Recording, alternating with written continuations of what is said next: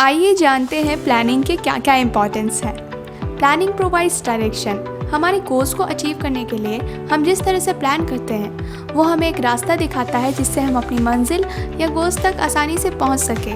Basically ये एक step by step guide की तरह होता है जिससे हमें पता लगता है कि कब कौन सा स्टेप लेना है और किस तरीके से काम करना है। ये हमें एक डायरेक्शन देता है ताकि हम अपने गोल्स को ईजिली अचीव कर सके। दूसरा, planning reduces the risk of uncertainty. जो भी हम प्लानिंग करते हैं अपने गोल्स को अचीव करने के लिए करते हैं और हम ये बात जानते और समझते हैं कि प्लानिंग फ्यूचर की चीज़ों को ध्यान में रखकर की जाती है, मगर ये किसे पता कि फ्यूचर में कब कौन सी परेशानी का सामना करना पड़ जाए। इसलिए हम पहले से सोचकर अनुमान लगाकर डिसाइड करते हैं कि किस समय कौन सा काम करना है और कौन सा नहीं। जब हम अनुमान लगाकर अपने स्टेप्स क्लियर करेंगे तो फ्यूचर में होने वाली परेशानी का सामना करने के लिए पहले से ही दूसरा उपाय भी ज़रूर तैयार रखते हैं। इससे अगर किसी भी तरीके की परेशानी होने वाली हो जिससे हमारा लॉस होने का चांसेस ज़्यादा हो तो वो लॉस होने का रिस्क कम हो जाता है, क्योंकि हमने पहले से ही तैयारी कर रखी होगी और अनुमान लगा रखा होगा जिससे हमें कम या ना के बराबर नुकसान झेलना होगा और हमारा वर्क एफिशिएंटली और स्मूथली चलता रहेगा बिना किसी रुकावट के। तीसरा, planning reduces wasteful activities. Business में बहुत सी ऐसी एक्टिविटीज़ है, अननेसेसरी स्टेप्स होते हैं जो कि हमारे वर्क को लेंदी बनाते हैं और इससे हमारा टाइम वेस्ट होता है, जबकि इन कुछ वेस्टफुल एक्टिविटीज़ के बिना ही हम अपने गोल्स को बड़े आसानी से और जल्द ही अचीव कर सकते हैं।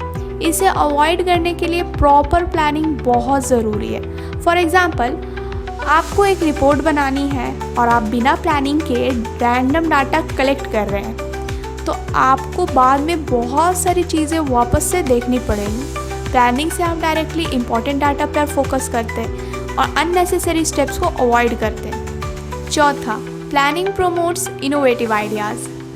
प्लानिंग मैनेजमेंट का प्राइमरी फंक्शन होता है। प्लान करते वक्त मैनेजर को न्यू आइडियाज़ डेवलप करने का एक मौका मिलता है जिससे वो अपने गोल्स को और भी एफिशिएंटली अचीव कर सके और बिजनेस को और भी आगे ले जा सके। नए आइडियाज़ और नए तरीके से वर्क करना थोड़ा रिस्की हो सकता है, बट ये हमें एक चांस देता है कि हम अपने थिंकिंग स्किल्स को और भी ज़्यादा मजबूत बनाएं और बेहतर करें। नए आइडियाज़ या नए तरीके खोजने या सोचने से आपकी क्रिटिकल थिंकिंग और क्रिएटिव थिंकिंग बेहतर होती है, जिससे आपकी प्रॉब्लम सॉल्विंग स्किल काफ़ी इम्प्रूव होती है। पांचवा, प्लानिंग फैसिलिटेट्स डिसीजन मेकिंग।